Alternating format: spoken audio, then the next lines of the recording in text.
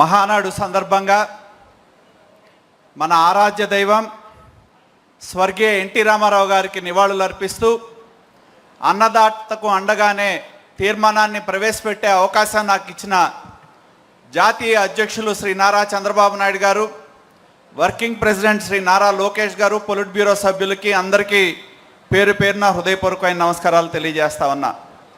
Telugu Desam party NTR అంటేనే రైతు ఆత్మగౌరవానికి ప్రతీక అని చెప్పి తెలియజేస్తా ఉన్నా. ఎందుకంటే తెలుగుదేశం పార్టీ జెండా మీద గుర్తు మన గుర్తు నాగలి. ఈ నాగలి గుర్తుని తెలుగుదేశం జెండాలో పెట్టి తెలుగుదేశం పార్టీ రైతు ఆత్మ గౌరవానికి ప్రతీకగా నిలిచిందని చెప్పి నేను ఈ వేదిక మీదుగా తెలియజేస్తా ఉన్నా. అదేవిధంగా ఇవాళ తరాల తరబడి నిర్లక్ష్యానికి గురైన సాగునీటి రంగాన్ని, వ్యవసాయాన్ని, రైతాంగాన్ని మళ్ళీ జీవం పోసింది మన తెలుగుదేశం పార్టీ ప్రభుత్వం, మన నాయకుడు ఎన్టీ రామారావు గారు, అలాగే మన నాయకుడు చంద్రబాబు నాయుడు గారు అని చెప్పి కూడా నేను తెలియజేస్తా ఉన్నా. అదేవిధంగా ఇవాళ రైతుకు కావాల్సింది భూమి కావాలి, నీరు కావాలి, విత్తనం కావాలి, పెట్టుబడి సాయం కావాలి, గిట్టుబాటు ధరలు కావాలి. ఇవన్నీ ఉంటేనే మరి సరైన సమయానికి ఇవన్నీ రైతుకు అందితే రైతు తన జీవనాన్ని కొనసాగించడానికి ఉపయోగపడుతుందని చెప్పి కూడా నేను తెలియజేస్తా ఉన్నా. అదేవిధంగా ఇవాళ ఒక్కసారి గుర్తుంచుకోవాలి, తెలుగుదేశం పార్టీ పెట్టిన తర్వాత ఎన్టీ రామారావు గారు ముఖ్యమంత్రి అయిన తర్వాత తొలిసారిగా ఈ రాష్ట్రంలో రైతాంగానికి సంబంధించిన ఎన్నో అంశాల్లో విప్లవాత్మకమైన నిర్ణయాలు తెలుగుదేశం ప్రభుత్వం తీసుకోవడం జరిగిందని చెప్పి గుర్తుంచుకోవాలి. 50 రూపాయలకే హార్స్ పవర్ ఇవ్వడం జరిగింది ఆనాడు. అదేవిధంగా రైతుకు కావాల్సిన అన్ని అవసరాలు ఇచ్చే విధంగా, ముఖ్యంగా కరువు ప్రాంతమైన రాయలసీమ, నెల్లూరు ప్రాంతాల్లో ఉన్న కరువు ప్రాంతాలకి నీరు తరలించే విధంగా ఆనాడు హంద్రీనీవా, గాలేరు నగరి, తెలుగు గంగా ప్రాజెక్టులకి నాంది పలికిన అపర భగీధరుడు స్వర్గీయ ఎన్టీ రామారావు గారు. పార్టీ మన పార్టీ అని గుర్తుంచుకోవాలని చెప్పి కూడా నేను తెలియజేస్తా ఉన్నా. అదేవిధంగా ఇవాళ రాయలసీమ ప్రాంతాల్లో కరువు పోయే విధంగా సాగునీటి ప్రాజెక్టులకి అత్యధిక ప్రాధాన్యత మన ప్రభుత్వం, మన నాయకుడు కూడా ఇవ్వడం జరిగింది. తెలుగు గంగ మనం చూసాం, చెన్నైకి మంచినీటి ఇచ్చే విధంగా మరి రాయలసీమలో ఉన్న లక్షలాది ఎకరాలకి, గ్రామాలకి తాగునీరు ఇచ్చే విధంగా ఆ ప్రాజెక్ట్ని ఆనాటి ప్రధానమంత్రి అయిన ఇందిరాగాంధీని, తమిళనాడు ముఖ్యమంత్రి అయిన ఎంజీఆర్ని తీసుకొచ్చి శంకుస్థాపన చేసిన ఘన చరిత్ర మన స్వర్గీయ ఎన్టీ రామారావు గారిది. అదేవిధంగా అదే స్ఫూర్తిని ఇవాళ మన నాయకుడు నారా చంద్రబాబు నాయుడు గారు కూడా ఉమ్మడి ఆంధ్రప్రదేశ్లో మనం ఒక్కసారి చూస్తే ఇవాళ తెలంగాణ ప్రాంతంలో ఉన్న ఎన్నో లిఫ్ట్ ఇరిగేషన్లు, దేవాదులు కావచ్చు, కలవకుర్తి లిఫ్ట్ ఇరిగేషన్ కావచ్చు, భీమా కావచ్చు, ఏఎంఆర్ ప్రాజెక్టు కావచ్చు, ఈ ప్రాజెక్టులన్నిటి కూడా రూపకల్పన చేయడంతో పాటు హైదరాబాద్ నగరానికి కృష్ణా నది నుంచి తాగునీటిని తీసుకెళ్లిన ఘన చరిత్ర మన నాయకుడు చంద్రబాబు నాయుడు గారిదని మనందరం కూడా తెలుసుకోవాలని చెప్పి కూడా నేను తెలియజేస్తా ఉన్నా. అదేవిధంగా కరువు ప్రాంతాలని సస్యశ్యామలం చేయాలనే దృక్పథంతో మరి ఈ ప్రాజెక్టులన్నిటికీ కూడా రూపకల్పన చేస్తే ఇవాళ 2014లో ఆంధ్రప్రదేశ్ రాష్ట్రం విడిపోయిన తర్వాత ఈ దేశంలోనే ఆదర్శంగా నదుల అనుసంధానానికి నాంది పలికింది మన ముఖ్యమంత్రి నారా చంద్రబాబు నాయుడు గారు.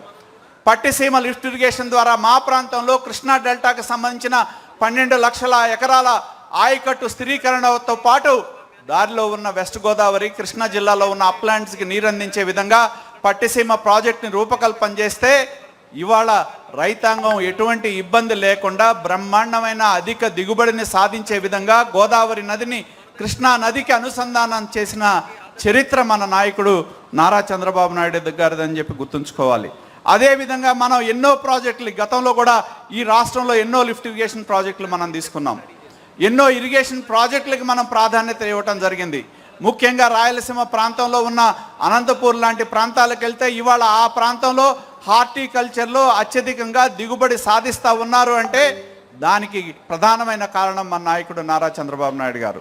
ఎక్కడ మరి గాలేరు నగరి ప్రాజెక్ట్ని, హంద్రీనీవా ప్రాజెక్టుని పూర్తి చేయడంతో పాటు ఇవాళ ఆ ప్రాజెక్టుల ద్వారా నీటిని తీసుకెళ్లిన చరిత్ర మనది అనేది గుర్తుంచుకోవాలి. అదేవిధంగా గత 5 సంవత్సరాల కాలంలో సాగునీటి రంగానికి తీవ్రమైన నిర్లక్ష్యం చేసిన పరిస్థితి గత ప్రభుత్వంలో మనం చూడటం జరిగింది. రాష్ట్ర వైకాపా ప్రభుత్వం ఏదైతే మన యువ నాయకుడు చెప్తున్నట్టు గొడ్డల పార్టీ అధికారంలోకి వచ్చిన తర్వాత రైతు ప్రాధాన్యత తగ్గింది. రైతు మరి ఆత్మహత్యల్లో ఆంధ్రప్రదేశ్ 2వ స్థానంలో ఉందనేది గుర్తుంచుకోవాలి. ఎవరైతే కౌలు రైతులు ఉన్నారో వాళ్ళు ఆత్మహత్యల్లో దేశంలోనే 2వ స్థానం మనం ఉంటే, మరి దేశంలో అత్యధిక రుణభారం ఉన్న రైతు ఎవరు అంటే ఆంధ్రప్రదేశ్ని ఇవాళ గత ప్రభుత్వం యొక్క పాలకుల నిర్లక్ష్యం వల్ల మరి ఆంధ్రప్రదేశ్ యొక్క రైతు పరిస్థితి దిగజారిందని చెప్పి కూడా నేను తెలియజేస్తా ఉన్నా. అదేవిధంగా రైతు పంట నష్టపోయాడు. రైతుకి నష్టం జరిగితే ఆదుకునే పరిస్థితి లేదు. సాగునీటి ప్రాజెక్టులు నిలిచిపోయినాయి.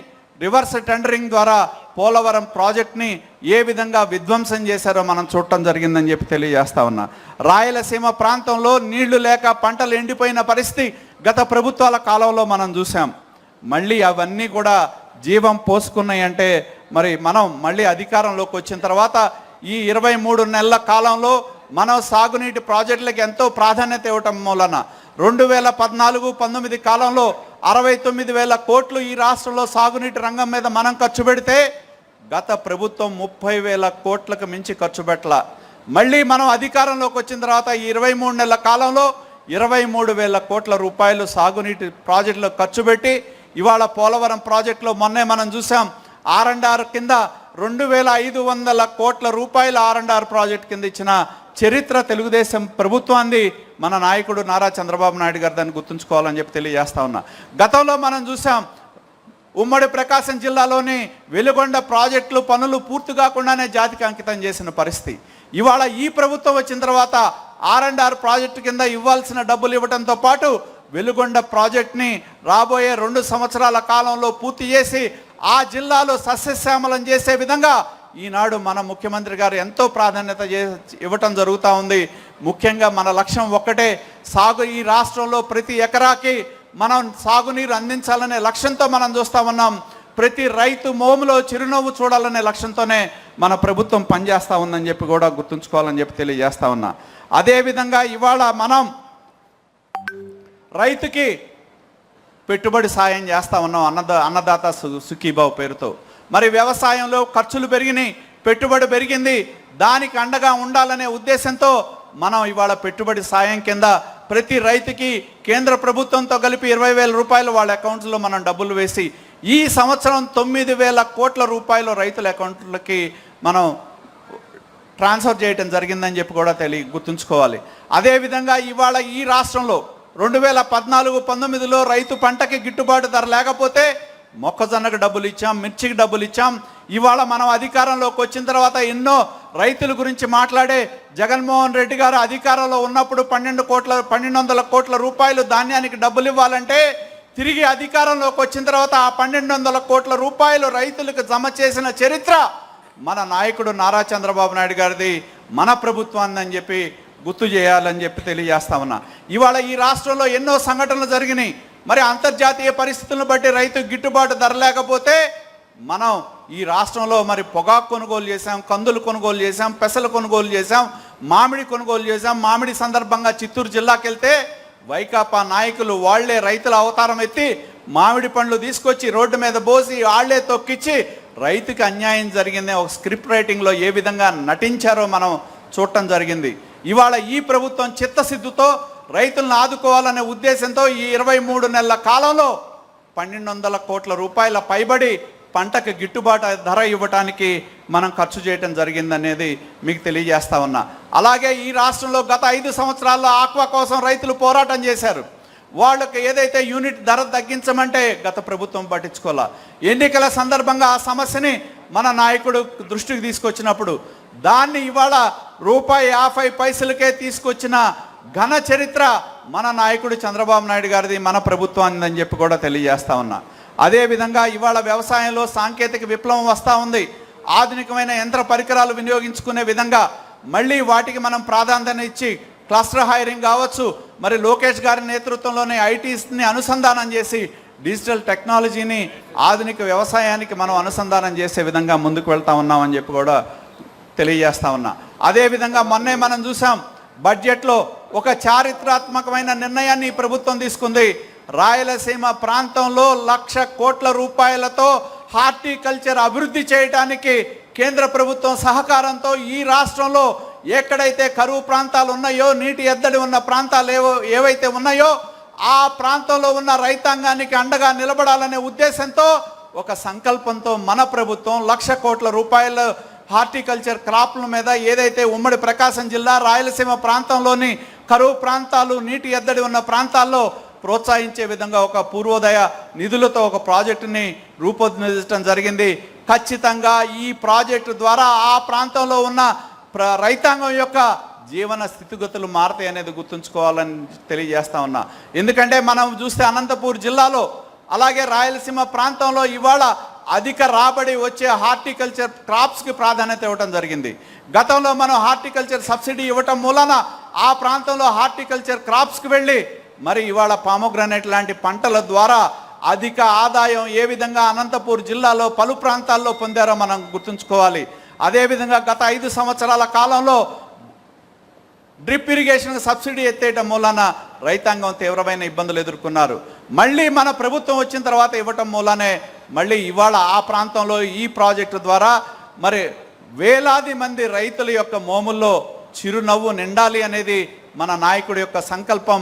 మన ప్రభుత్వం యొక్క రైతు బాగుండాలి, రైతు బాగుంటూనే రాష్ట్రం బాగుంటుంది, ప్రతి ఎకరాకి నీరు అందించాలనే లక్ష్యంతో ఏదైతే ఇవాళ మన ప్రభుత్వం, మన ముఖ్యమంత్రి నారా చంద్రబాబు నాయుడు గారి యొక్క నేతృత్వంలో ఇటువంటి విప్లవాత్మకమైన నిర్ణయాలు ఏవైతే చేశారో ఖచ్చితంగా రేపు రాబోయే రోజుల్లో వాటి యొక్క ఫలితాలు రైతాంగానికి అందుతాయి.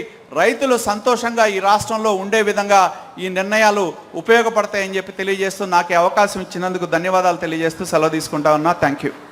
నరేంద్ర గారికి ధన్యవాదాలు తెలియజేసుకుంటూ ఇదే తీర్మానాన్ని బలపరచవలసిందిగా శాసనసభ్యులు సోదరులు జయనాగేశ్వర్ రెడ్డి గారిని వేదిక మీదకు ఆహ్వానిస్తున్నాం.